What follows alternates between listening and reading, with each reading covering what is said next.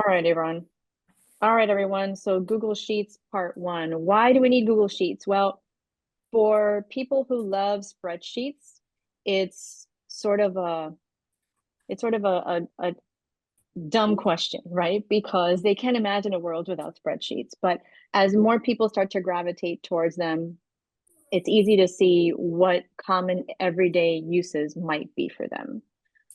In my own day-to-day tasks, as I run projects and run my business, I know that Google Sheets help me to track my projects, both against deliverables and against time and against budgets.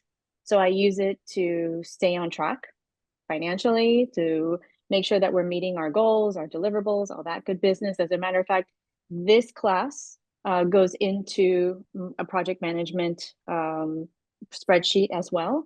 And all of the tasks that I have to do behind the scenes before class, during class, and after class get put into a spreadsheet. And then I'm able to take off exactly what gets done as it gets done so that we get it done. Otherwise, there's a saying, what doesn't get measured doesn't get managed.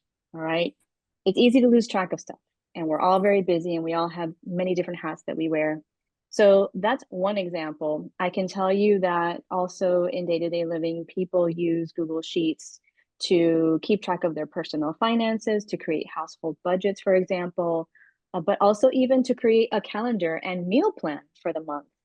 If you want to have a visual representation, maybe you want to start getting your kids involved or other family members involved in creating whatever's going to be going on in the kitchen that week, meal planning ahead. It's a great visual way to do it.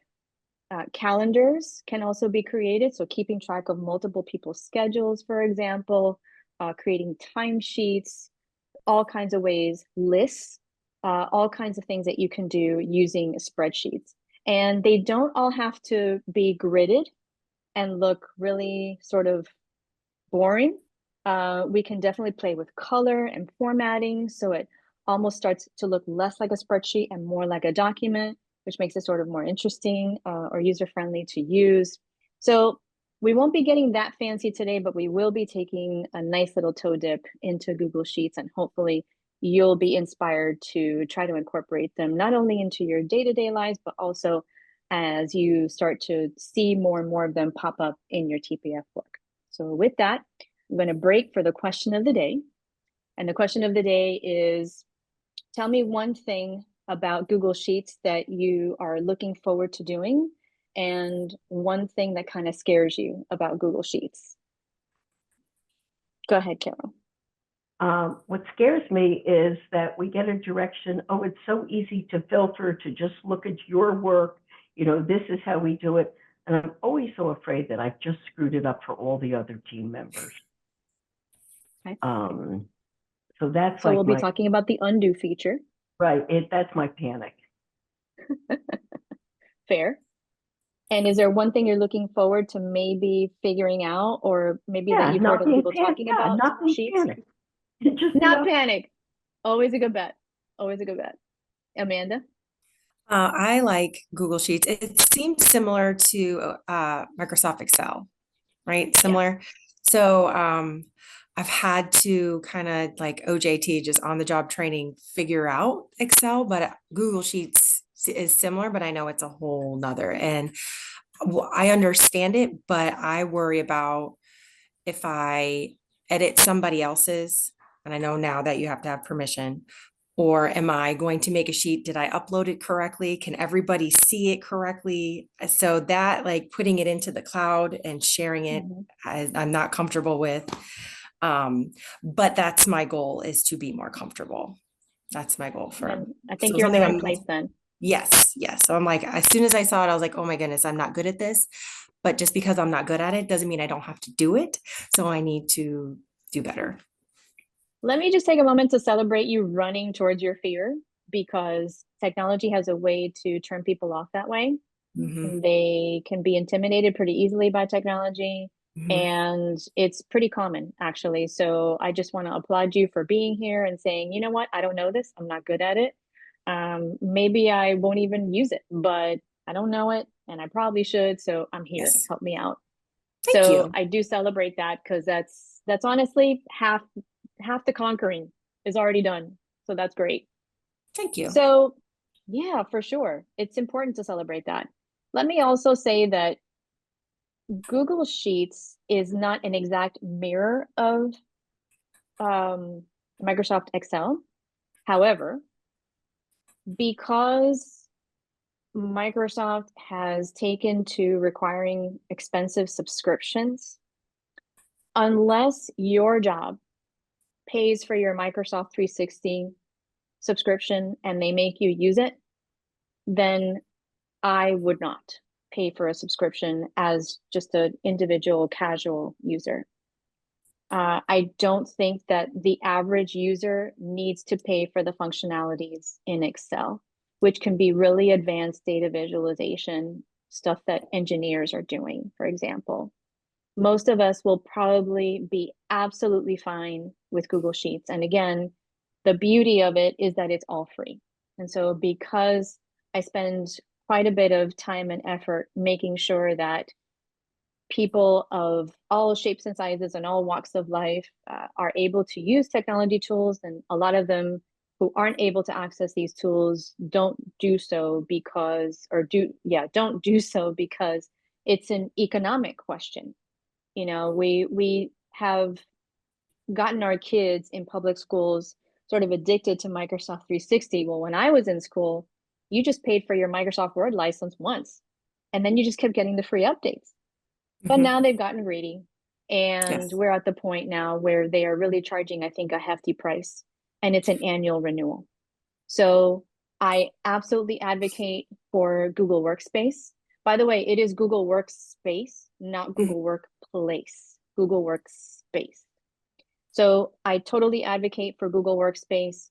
It is by far a wonderful solution. And it was the first on the market, to be honest with you. So let's take a closer dive into how this all fits into Drive, because that also just came up. So when you talk about the cloud, yes, we are absolutely working in the cloud, and that's done in Google Drive.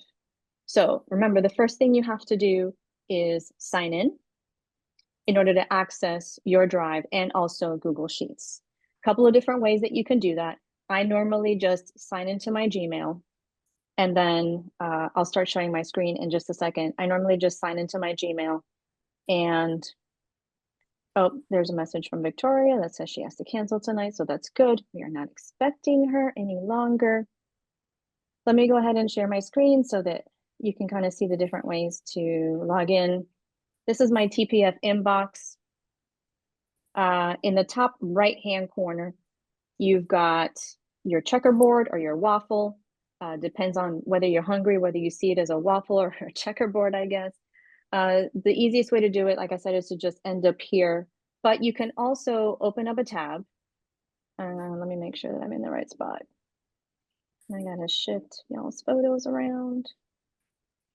Yeah, so the easiest thing for me to do is to sign into my Gmail, but you can also just open up a tab and type in, oops, google.com.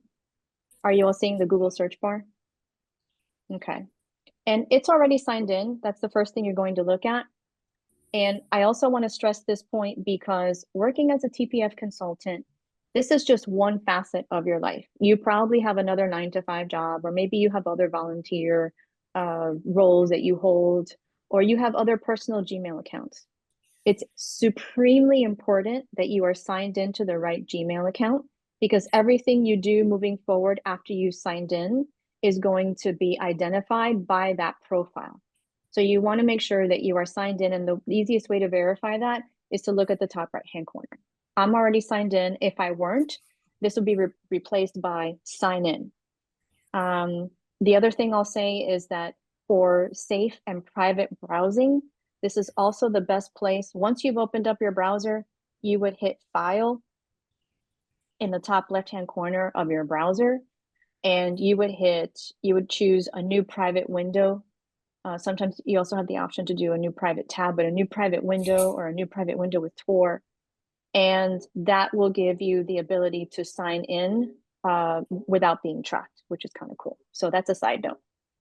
So I know that I'm signed in and I'm verifying that this is my landing spot. So I'm ready to go wherever I want to go from here. I can choose my apps, go to any one of them from here because I'm already signed in. But this is moot because I was already in my inbox. I can do the same thing here by clicking on the waffle or the checkerboard and then going straight into Drive. So clicking on my Drive, this is my TPF Drive at the moment. You can see that I kind of access TPF Tech Excellence pretty often. So it's up there right in the top tray for me to be able to access quickly. I also verify that I'm signed in by hovering over that little circle to make sure the right profile is in play. And now I'm ready to just keep going. Because remember, think of Google Drive as your house. And inside that house, you have all these other rooms. And these other rooms could be represented by all these apps that you have access to here. So every time you work in a Google Sheet, a Google Doc, a form, whatever it is, it's going to be sorted into this house, this giant house called your Drive. And remember, this is your Drive. The distinction, I just want to cover this point real quick. The distinction between this and your shared drive, very different. So this is your personal drive. So in here, everything that's in my drive is my own. I've originated it. This is mine. It's sitting in my drive. Unless I share it or give other people some sort of viewing or editing or commenting privilege, it is mine and my own. So yes, we work for TPF and we started a TPF account, first initial, last name, tpf@gmail.com. We all follow that convention, but it is still your Gmail. So everything that you originate in your drive is yours. For your work to be more collaborative, depending on the initiative in which you work, it's going to have to be something that you select from the shared with me portion of the drive. So for me, I have a bunch of stuff that's shared with me, including digital access for all, the major initiatives I work in, and also TPF Tech Excellence Drive. Notice that I color code them because otherwise it's just a bunch of black folders. So I just color code them in TPF colors. So I, again, reinforces the environment where I'm at. Super important also to notice what type of files you're working with. We'll get to that later, but since we're working with Google Sheets today, let's focus on that. Before I go in, any questions about the Drive environment and how this takes us into Google Sheets and how it stores our Google Sheets? We're good with that. Okay, perfect. So from here, I have a couple of choices.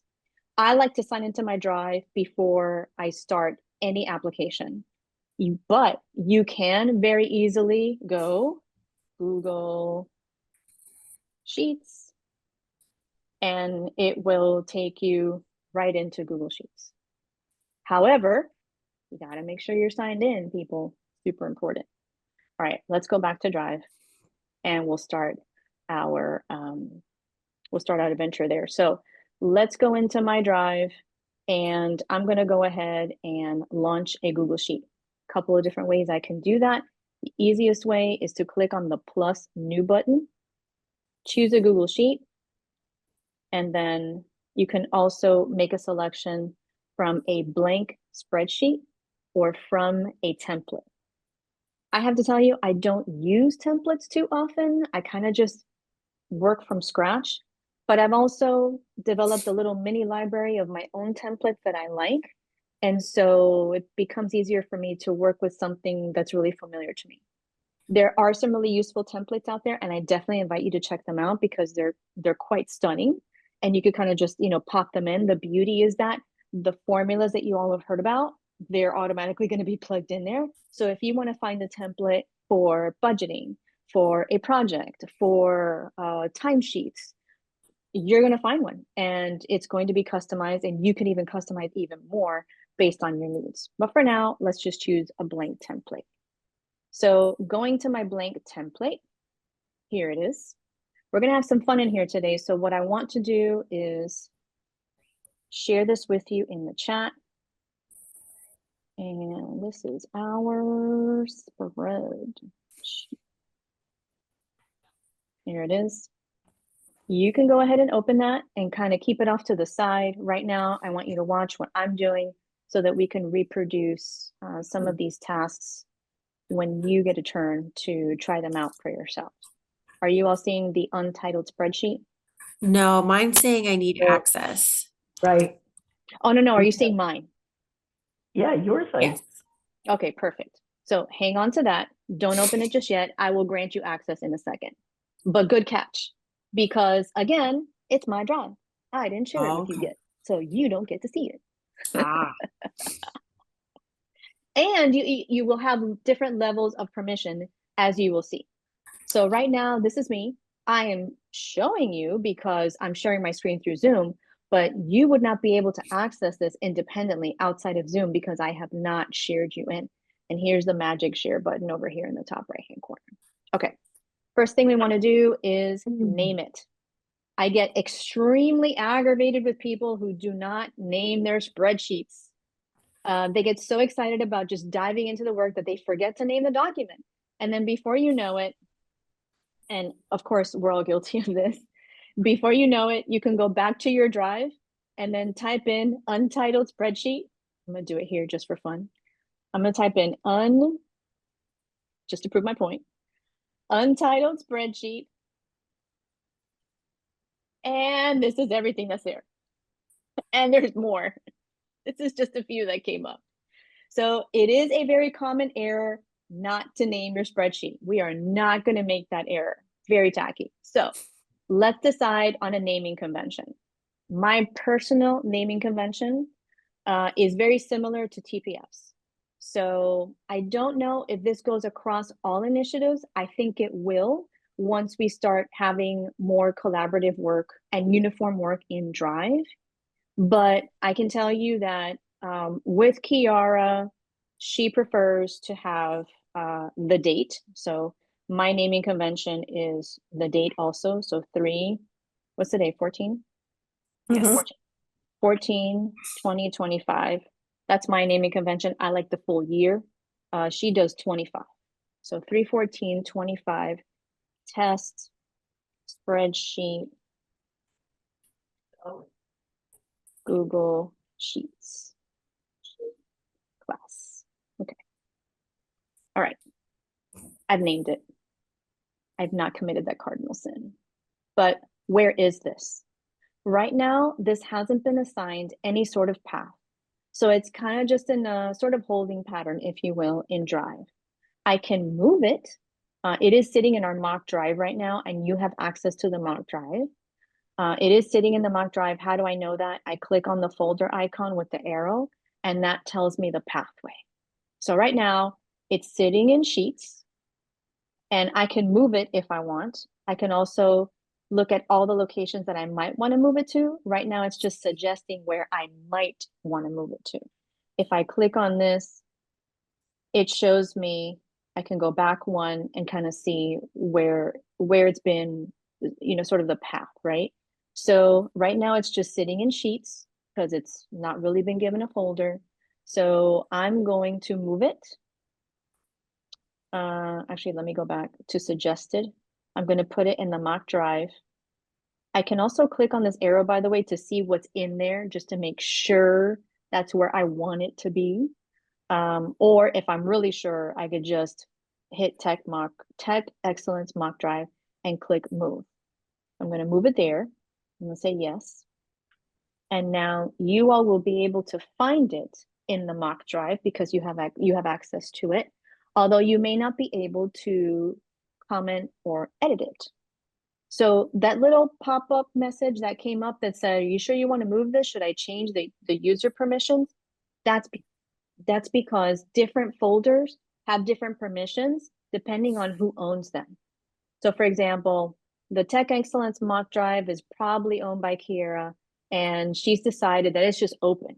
It's a free-for-all because it's for the students, for TPFers. So it should just be open. But that may not be the case for other initiatives, other folders, et cetera, et cetera. We'll have permission down to the user. Okay.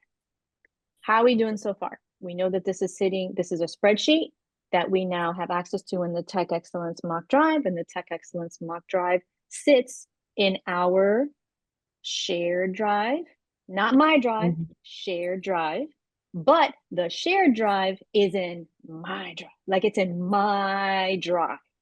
I can't get to the shared drive unless I'm in my own drive. This is not a separate drive. It's been shared with me. That being said, it can also be revoked. So just know that it's being lent out to you. Keep that in mind. Because whatever you originate is going to end up in your drive. Okay, back to the spreadsheet. All right, now that we've named it, we have a naming convention we're going to stick to because we don't want to be those tacky people that don't name stuff. So we have our name. Now we need to sort of figure out how to use the toolbars, what's here. Let's get accustomed to the features. Okay. If you look at the toolbar, it's going to be eerily similar to docs, right? Did I hear a question, by the way? Yeah, Maribel, I didn't get the blank sheet back. I'm on your. It's just showing us the shared drive and all your let me share you all in. Can you see the one that says 31425 test? No. Oh, okay. Let's do that. Thank you for letting me know. Bingo. How about now? Okay, yes. Excellent. All right. So now would be a good moment to share you all into it. I'm going to click on the blue share button. And since this is part of the shared drive, you can see it's going to offer a whole lot of people whom you may already know. And as soon as I start typing, there's Carol Kranitz. And we're going to share this with Amanda. Now, as the originator, I have some decisions to make. Am I going to allow Carol and Amanda to be a viewer, a commenter, or an editor? They have different capabilities. A viewer is only able to see what the spreadsheet looks like, but they can't manipulate anything in it. They might be able to click around, but no changes. That's it, done. Commenters are able to go in at the cell level and add comments. I'll show you how to do that in a minute. And the editor is able to make changes to the document wherever, okay? To the tabs at the bottom, to the cells, to the rows, to the columns, to everything, to how it looks, to the colors, everything. Depending on how you assign your privileges, let's say I'm going to make you all editors. But if I click on the gear, I have some decisions to make as well. This is super important. Editors can change permissions and share your document even more. So do I want the document to be just for you, your eyes only? Or remember, this is all electronic. It's all in that cloud. Once you let it go, it's gone. So you want to try to keep it in your hands as much as possible, depending on the sensitivity of the document itself, obviously. But it's something to consider. So I'm making you all editors, but does that mean that I don't know who you're going to turn around and share it with? If I'm not sure, then I'm going to uncheck this box. So that means that only you can access it. You will not be able to change the share permissions and share it with somebody else because only your name is attached as a user to this document. Is that clear? Thumbs up, yes? Okay, excellent. If you are a viewer or a commenter, that means that you can't manipulate any of the information. You can't change any of the information, no edits. But maybe you want to be able to download, print, or copy what you're seeing. If I disable this, you will not be able to do that. So you're probably asking yourself, okay, so this is a great document security feature, but what's preventing people from really sharing it? Is this really secure? Well, it's one more level of permission and a safeguard that you have at your fingertips. And I think it's important to understand the functionality in the gear before you share something. But honestly speaking, it is not really preventing anybody from taking a screenshot on their desktop or their phone if they have it open and to share it that way. That can't prevent. So Yeah. You could I'm use the letting you snippet know, tool, right? You could, if people yeah, wanted to, they could use the snippet tool. It if doesn't you prevent that. really wanted to, exactly. So for Okay. example, if you're in a webinar, let's say, Amanda, you've been in your Remake Learning Days webinars and all of that, and they weren't shared with you, or some other safeguard, and you really wanted some information on the screen. There is nothing preventing you from using your snipping tool or your screenshot, your commands, whatever it is, depending on the computer you have, to take a picture of the image. Will you have the file itself? No, but you will have an image of it. And that you have control over, because you can definitely save that, download that, forward it, share it, do all those things because it's your picture. Do you see the difference? Yes. Gotcha. Okay. So I'm going to keep these two enabled in there because we're not doing anything top secret. And this will automatically notify you in an email. I'm going to add a little note.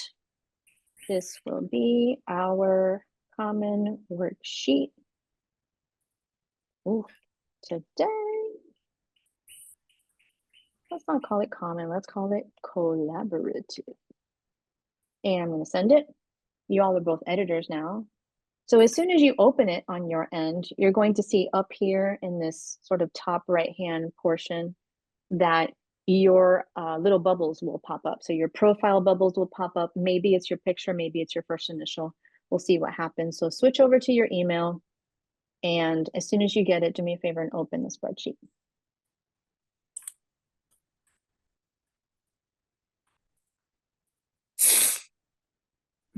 There it is.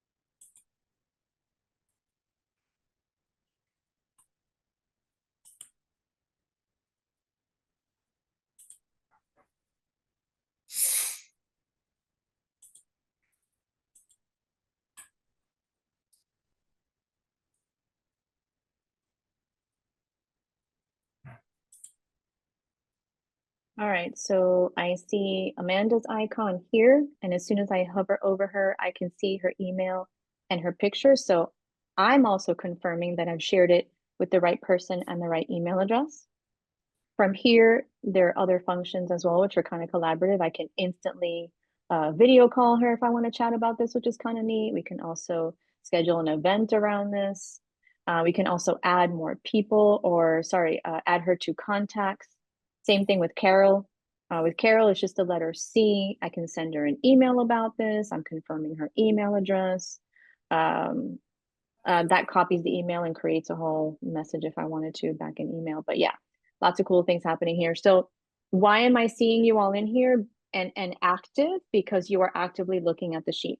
The minute that you are idling on this sheet, your bubbles will become lighter, sort of veiled a little bit, washed over. And then once you exit out of the document, I won't see you there at all. So it's kind of nice to know who is live in real time in the document with you. It also helps to know if you're working collaboratively, maybe in a meeting. So I do a lot, most of my work is virtual. So it's nice to know, if they say, oh, I haven't gotten there yet, or, let me know when you get there. I know when you're there. I see it. It's in my top right-hand corner. I really don't have to wait. I'm really just, confirming to be nice, but I see you in there. So there's that. All right. We're good so far? Let's get some terminology down. Okay. The URL is the singular address for this spreadsheet. Now I'm really going to blow your mind. So the beauty of a spreadsheet, or one of the cool things about a spreadsheet, is that, and I need to move my Zoom toolbar so that it is not in the way. Kind of annoying how that happens. All right, so down here, you've got a plus sign, and you've got the menu with the 3 lines that tells you how many other sheets are in this one workbook. So think of this as sort of a ledger, and you're turning pages. Right now, there's just one page in this ledger. But if I click on the plus sign and I add another sheet, I gotta move this up so I have more room. Okay, you've got sheet 1, which is where we were. And I want you to pay attention to the last maybe few characters of the URL up here. Because once I go to sheet 2, did you notice how they changed? So each sheet within this workbook has its own unique URL. This is the address. Just like we have a Gmail, our email address, this is the unique address of this one tab within this one workbook, which means that if I wanted to reference the information in sheet 2, not in sheet 1, I would highlight this, copy, and paste it wherever. And you guys would automatically jump into or get taken into that second sheet. This is how specific this work is, which is, I think, one of the things that just kind of geeks me out a little bit. Some other vocabulary terms we need to know. These are cells. Each one of these little rectangles is called cells. These are columns. These are rows. We can do some pretty cool things with them, including, as you can see, they're infinite. So we can go infinitely to the right and infinitely down, which means it can handle a whole lot of data. So for folks that are manipulating, huge data sets, this is really welcome news. But really, those are the major functions. I would say that once we get into actually putting data in here, adding some titles, then we'll be able to manipulate. If we are doing okay with that, I think we can move on. Let me go ahead and make sure we're moving along in time, because I swear there's never enough. Okay. Let's see. All right. Toolbar menu, let's talk about that, and the formula bar. Okay. Let's go back to the toolbar menu. So in your toolbar menu, as I mentioned, it is eerily similar to Google Docs. You've got your font controls up here, so you can choose what kind of font. By default, it automatically goes to Arial. But what I love to do, especially when I use, when I'm working in my company's drive, the font that we use is Poppins. So it's like, for example, I can say this is sample, and because it's defaulting to Arial, I don't want to go ahead and do this and have to highlight to change it to the Poppins font that I want. I can click on this top left-hand corner, and that one little box means that whatever changes I make will affect the entire worksheet. So if I want to go ahead and move to Poppins, it will do that. And now every cell that I type in is going to look like Poppins. See how they're the same? So there's that. And we've also got some other centering and justifying controls here, which you'll recognize from Word also.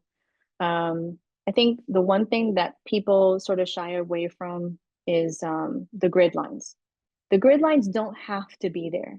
So for example, let's make this a calendar, just because it's the easiest thing I can think of. Sunday, Monday, Tuesday, Wednesday, Thursday, for Friday, Saturday.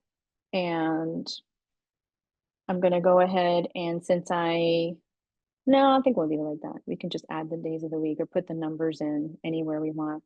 Let's see, this month started, let's say that started there, even though I don't know that that's right. Is it right? I don't even know. It's a sample. It doesn't have to be right because I say so. 7, 8, 9, 10, 11, 12, 13. Okay, let's just put in the first 2 weeks just for argument's sake. If I don't want to see these grid lines in my spreadsheet, I can not only manipulate what they look like, but also remove them altogether. So right now, if I want to fill them in, I can just click on that. And the icon kind of tells you what it will look like.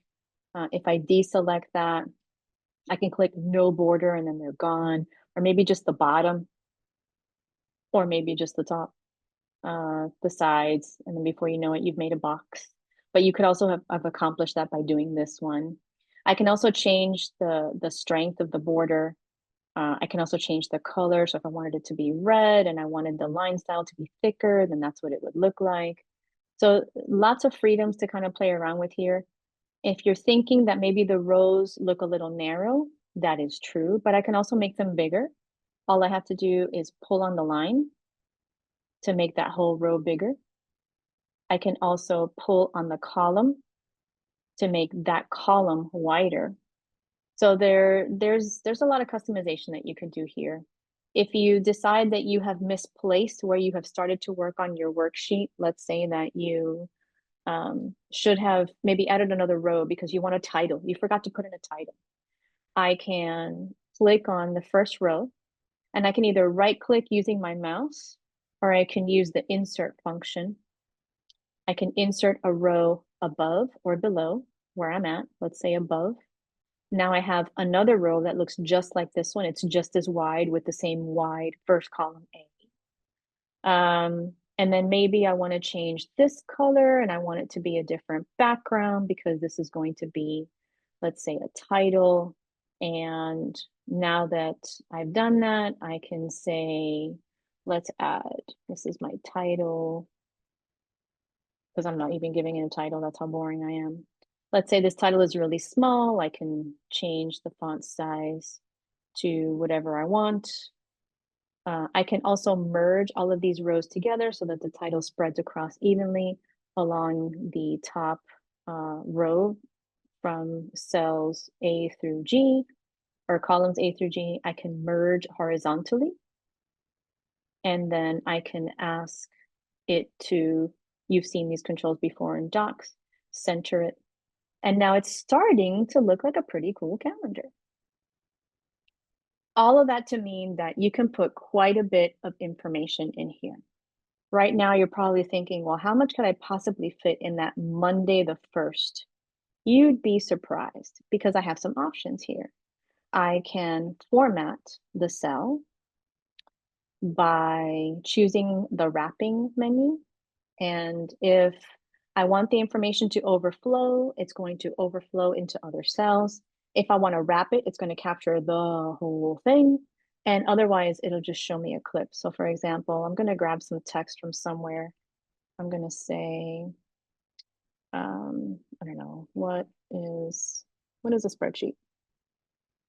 And I'm going to grab this definition right here. I'm going to copy it. And I'm going to drop it into day 1. Right now, it's formatted as, here's overflow.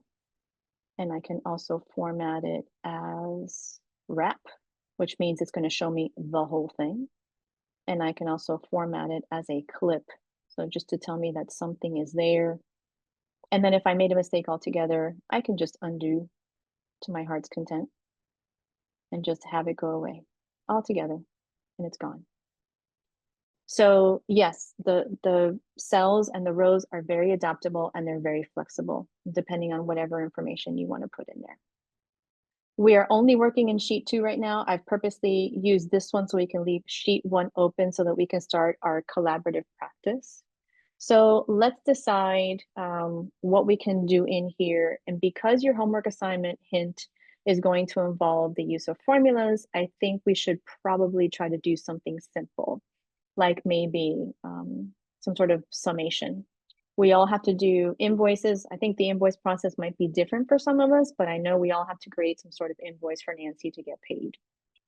She's nice enough to send us invoices that already include our formulas, but if we ever wanted to recreate that for our own purposes, maybe a family budget, or maybe you have a household project, you want to track some expenses, we can think of it that way too.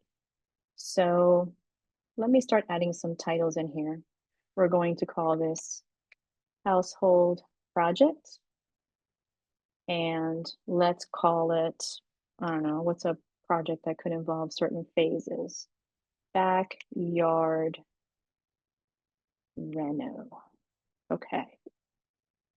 So our backyard reno is going to involve several phases, including maybe some sodding. Maybe we're going to put in some new trees or some new flowers. Maybe we need to remove something like a deck, or maybe add a hose. Maybe we're building a pergola or bringing in a shed. So let's think about what some project phases might be, or some elements of the project, so that we can add them in here. We can make the content itself pretty later. Right now, I just want to get in there and get the information into the workbook. So I've got my title. I know that it's a backyard reno project. Let's start adding in the various things. So hit me with your suggestions. I'm going to say install sod as the first one. Any other ideas for our backyard reno? Greenery, maybe shrubs or some pots. Yep. Plant shrubs. Borders. Flower bed borders. Yep. Flower bed borders. Mulch. Oh, yeah, mulch. Yep. Mulch. Maybe you want a fountain. Hey, there we go. Fountain. All Yeah, right. fancy. Looking like a pretty yard. Did you notice that flower bed borders is bleeding into column C? Mm-hmm. I can easily fix that by stretching column B if I wanted to. If I don't want to do that, if I want all the columns to be uniform, then this is where I would go into the format menu, choose wrapping, and then decide on either clip, wrap, or overflow. If I overflow, then it's just going to bleed over, so it's going to look just like that. But if I wrap it, then it makes it bigger. So you kind of have to decide, do I want my rows to be bigger? Do I want my columns to be bigger? Whatever it is. I'm sort of impartial to it. I normally just kind of stretch it out and keep everything on one line. All right, so this is the item. Let's call this the price, and or cost would probably be a better term. And we will ask it to add everything up for us. Actually, let's do unit. Yes. Unit price, total cost, or unit, no, let's just say cost. And then we'll go down here, we'll do like total project budget. All right, so let's assume that we're getting estimates or what have you. We kind of just want to know how much we're going to spend. So let's say that we're installing sod, and I don't know how they do that, but I figure it's by the foot or the yard or something. Yeah, or by the Anybody pallet. have any I don't know. I experience did with see that? pallets. Let's see squares. Each square is, I don't know, $2. All right. So let's say $2, $2 a square. And notice that I put in $2, but it defaulted to something else, and that's supremely irritating. I can go back into the cell, and you have your toolbar appear for different number values. If you click to increase the decimal places, it will look like money. You can also decide that this entire column should be money. And so you're going to, you can either click on money, format as currency, so you can see the dollar signs. I can also choose it here from the format menu and choose a number. If I choose a number, it'll be a dollar value, but without the dollar sign. And you have other options in here too. So let's go with number. Let's go with the little dollar sign. It's cute. So each one is $2. The shrubs, each shrub is what? Let's call it $25. I don't know. Kind of just making up numbers here. Flower bed borders. Carol, it sounds like you know how much those are. $12. $12 each one. Mm-hmm. A mulch, that probably comes in bags. Each bag is what? $4.95. $4.95? Yeah. Like $4.95? Sure, why not? Oh, I thought it'd be more money than that. Okay, that's cool. Might be. And the fountain can be kind of pricey. How much is that, Amanda? let's say $350. All right, $350 for this awesome Florentine. I'm noticing something about my workbook. And initially, I really thought I was going to be on the right track with this project, but now I'm noticing that I have unit prices, but I don't have how many units I need. Exactly. So I'm going to go back to column C and I'm going to right click. I can also do insert. I'm going to right click and ask it to insert a column to the right. Yep. And now I have the ability to insert another column. So this would be the number of units, because obviously we're going to be multiplying here in just a second. So I don't know, how many units of side do we need? Each little square. 50. How big is our yard? 50, right? Say 50. Oh no, this is such a problem. Now it's dollars. It's not dollars, it's just a number. So I'm going to go back to the format menu and pick the right number. This won't work because it's a decimal. I'm not going to use a decimal. I just want a whole number. So let's just go to currency, rounded, date, time. Right there. Gosh darn it, none of this is working for me. So I'm just going to go ahead and pick no number. Nope, no number. Undo. I don't want currency. 1, 2, 3. 1, 2, 3. Plain number. Just give me a plain number. Just a number. No, I want a whole number. 50. No, dude, I just want a regular number. I don't want currency. I just want a regular number. I don't think it's plain text. All right, let's go current. No, that's not it. Where's my regular number, man? I think it's down there. There we go. Okay, that was it. All right, so fair warning. Google does make changes quite a bit to lots of things. Years ago, when I first started working in Google Workspace, before it was even called Google Workspace, they would send out updates with all the changes that they made. And that was kind of handy because you knew what was happening. But as technology has moved way faster than we ever imagined it would, they just don't issue those updates anymore. So don't be surprised if one day you kind of get used to seeing something in a certain place or maybe under a certain menu or submenu, and then all of a sudden, it's not there. It's not you, it's Google. We just have to go finding it. And then you're probably saying to yourself, well, Maribel, if I don't know where it is, how am I going to find it? Google it. So it is, chances are other people have noticed that something has moved. And so if you Google, where did the blank function go? Or where did the blank menu go? Somebody somewhere has asked this and somebody somewhere has posted an answer, I promise you. So the response is not too far behind. So no worries about that.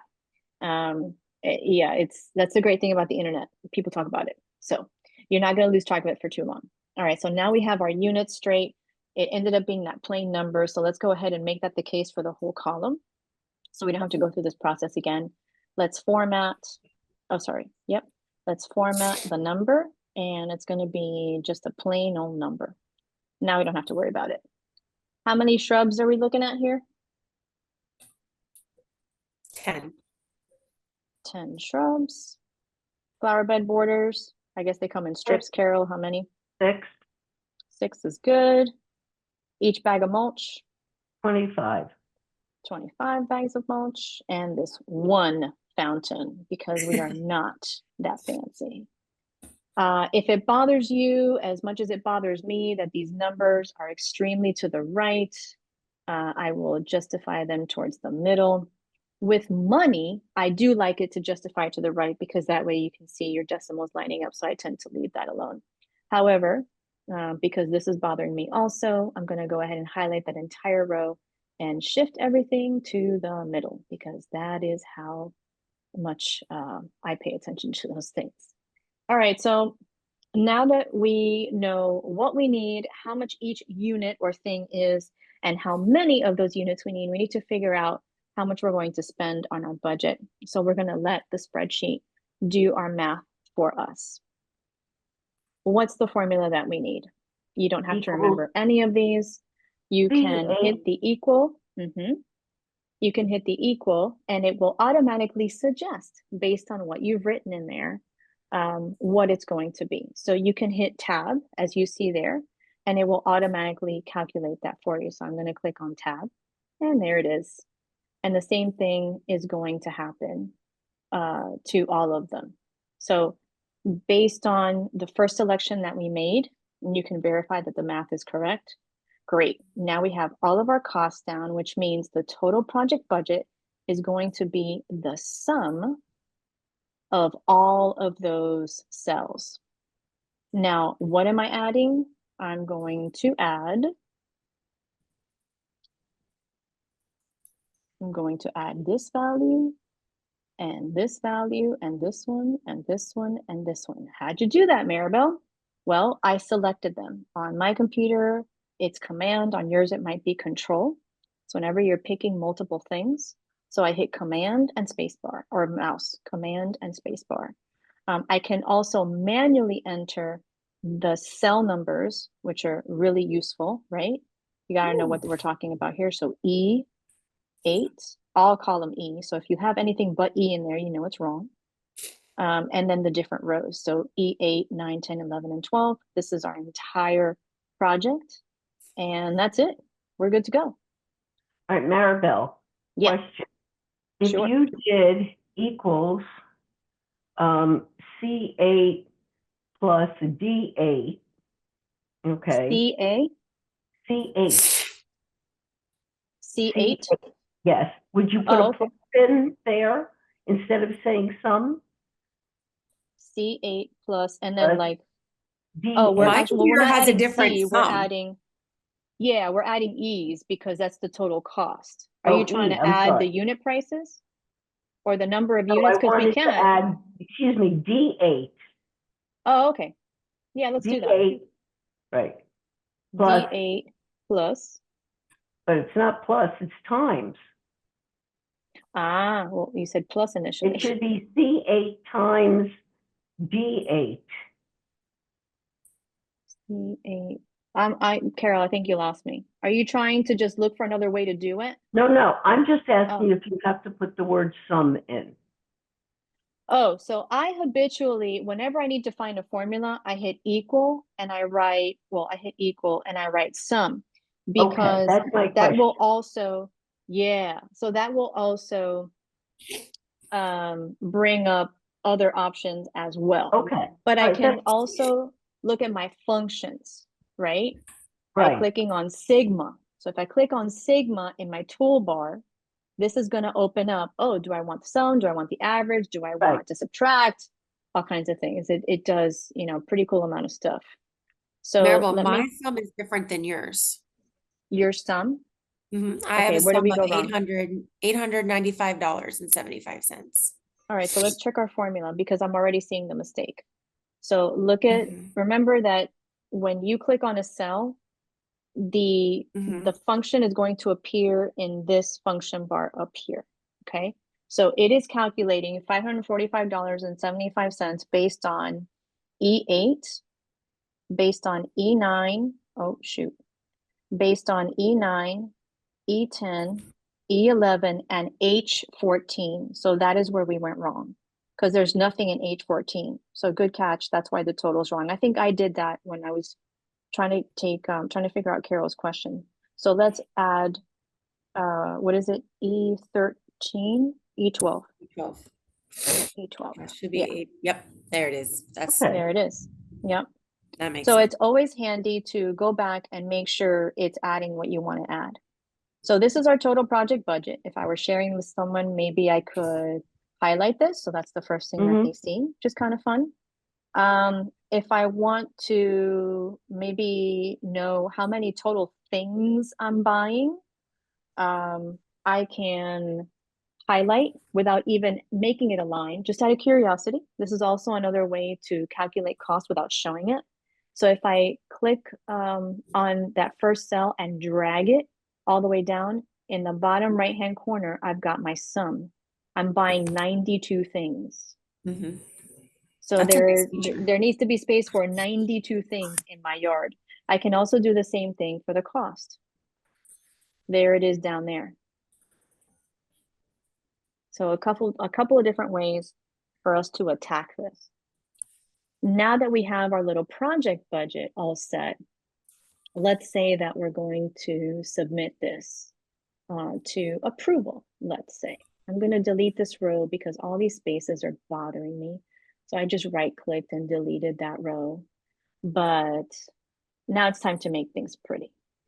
So the first thing I'm noticing is I'm going to go back into that bar and make the R capital because I'm a former teacher and that just makes the back of my neck, hair stand up. Item is also not capitalized. That bothers me. So I'm going to capitalize that I. Everything else looks good. Let's spread this out. We're going to merge those cells by going to this little icon here. Remember, if you have trouble remembering, all you have to do is hover and it will tell you what it is before you actually click on it.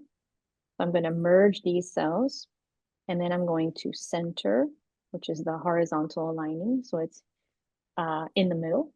Now it's kind of shaping up to be a decent, kind of little spreadsheet. So let's add a border to this so it kind of looks a little attractive. And I'm going to make this, let's keep it like that because that's kind of cool. And I can also add a color to this. Since the heading is red, I'm going to make this red. And you're going, oh my God, that's terrible to read. But I can go back and change the font, make it white, make it bold, and now it's much easier to read. I can scoot that over so there's a little more space. Maybe I want to make this bold as well. And since I am not a fan of the Arial font, I'm going to click on that supreme top left square or cell, I should say, and let's make it something cool like Montserrat. And to make it easier to read, because it's only in 10, let's make it all bigger. Yeah, now we're talking. We don't have to squint now. Problem is that now you can't see backyard reno. So let's stretch backyard reno. Let's stretch this so we can see everything. Make this a little wider so it's easier to read. Not so much. And here we go. And for the total project budget, let's also put a border around that. And we'll make it match in red just because it's kind of cool. So just some simple changes to kind of make this, a little prettier, let's say. Some basic functions that, just to help you get going. Since we're working collaboratively, let me model how you might ask a question. So for example, if I have a question about the sod, I'm going to go ahead and click on the plus comment, insert comment, and I'm going to say at Carol I think we can get this for less money. And I'm going to assign it to Carol. And now Carol is going to get an email from Maribel that says that an action is required on the spreadsheet. So Carol, check your email. And then I'm going to say at Amanda, I think we need a less fancy fountain. This is expensive. I'm going to assign that to Amanda. And now, Amanda, you should also see an email. Notice that for each comment, you get a little dog ear on the cell itself. And it shows who sent the comment. So I was the originator. I sent it to Carol. Now, the cool thing about this is that if I messed it up or if I misspelled something or if I want to add something, I'm not stuck. I can't delete it. I can edit it. I don't have to just make it go away. I can edit it. So I can click this. I can even add emojis. There's a link to the comment in case I want to reference it somewhere else. A link being like the address up here, for example. So there would be a good way to be more interactive inside any sort of thing that we work on collaboratively, but specifically here in Sheets Where do you that we're see how working to on. leave a comment? Where's that icon? I'm sorry. plus, no, don't apologize, insert comment up here. And you will find this in Docs, in Google Docs. You will also find it, Forms, Docs. Oh, you'll find it in PowerPoint, or you'll find it in Google Slides. So the ability to comment gives you a lot of freedom because it generates an email. So people become alerted to the fact that there's something that needs their attention on this form, which makes it really convenient, I think. There are a few other tools that we can talk about here. I think what I do want to show you is the ability to view and sort, different, especially big workbooks. So let's assume that I really don't want to see anything. I want to be able to scroll and have all this data sort of collapse. Let's say this workbook stretches out really far and wide to the right. I'm going to go ahead and view, and I'm going to view and freeze up to column A. Oops. Move this over. All right, so the cell is merged and it won't let me do that, which is kind of lame. But if I unmerge it, then I will be able to do it. So let's unmerge. It won't be pretty, but it'll let me do what I need to do. So let me format. No, sorry, let me view and freeze up to column A. And now when I scroll, hey, look at that. It's easier to read. So you can imagine, like, if this column were, so for me, it's maybe tasks, maybe people assigned. I can kind of see how it'd be helpful to just read this instead of having to scroll to the right and scroll the way back. What was that first row again? Title? I don't know. I can also unfreeze it. The same goes for vertical as well. So you get some interesting views there if you have big data sets. But I think this is the basic toe dip I wanted to show you all today. With this collaborative document, you'll be able to definitely complete your homework and hopefully start thinking about how you might want to use this. Now that Carol has idled from the document, you see that her C is muted. It's a little veiled, right? Amanda's, you're still in it, but she's navigated away from it, or it's been inactive for a little while. Maybe she went to check her email when I told her to check her email about the comment. By the way, if you wanted to reply, we're both in this document. So if you wanted to reply, Amanda, can you go into the comment and reply back to me? Yes. Let's see. And then I want to show you what that looks like on my end as well.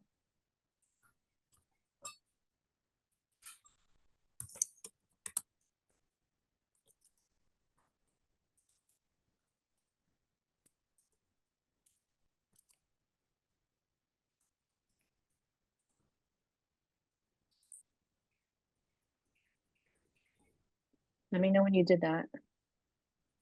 I haven't looked at my email yet. I did it correctly. You did it? Awesome. If I did it correctly. All right, I'm sure you did. Let's go to my email. Not that. Let's go to my email and we'll find it. And we'll refresh this. Yes, reload the site. It hasn't, it's still in space. It's still in space. Let me see. I can also click here and see how it's all shaken out. I think I can look for a cheaper one at Home Depot. Awesome. I can add an emoji or I can reply. I'm going to add the emoji just because it's fun. I'm going to say, I love this. And I'm going to say, thank you. And I'm going to reply. There you go. Whole conversation. You have a whole conversation around anything that's going on in the spreadsheet.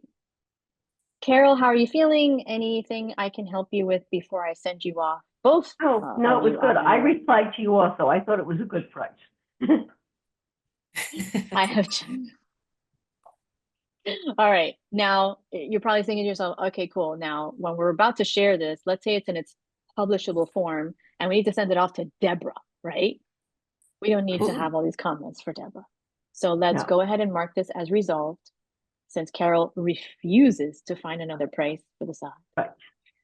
Let's check it off and see, the little dog ear has disappeared. Okay. Yep. All gone. Never happened. Where did you see? I can't see how you did the resolve. Oh, okay, so let me make that bigger. So I'm gonna click on the cell itself. And there's, as soon as you hover over away from your name, a check mark appears. And it says that you're going to mark it as resolved and hide the discussion. Oh, okay, that worked. There Yep. you go. See? All right, cool. Oh, I very think you all are nice. in a pretty good spot. I agree. How are we feeling? Like I just learned something new. Yep. All right. I love that. Not a bad way to spend a Friday evening. No, Nope. no, not All right, when you good. can I'm in the always learn process of something. ordering sushi right now, just because my husband's about Yum. to go get it. He's bugging me for my order. So rude. Doesn't he know I'm live with my TPFers? Anyway, like I said, I think you all are in a good spot to do your homework. Let me go over the homework assignment before I let you go, so we're all clear on what we have to do. You are going to, there we go. Watercolor Okay. volunteers. There will be a short quiz that you have to take, and then in the homework scenario, it reads, it's that time of year again. SCGLR is looking for volunteers to help pack some books for This Book is Cool. 5 people have volunteered, but they need to be added to the volunteer schedule. Using Sheets, create a volunteer schedule for a full day, 9 to 3 p.m., for the 5 new volunteers.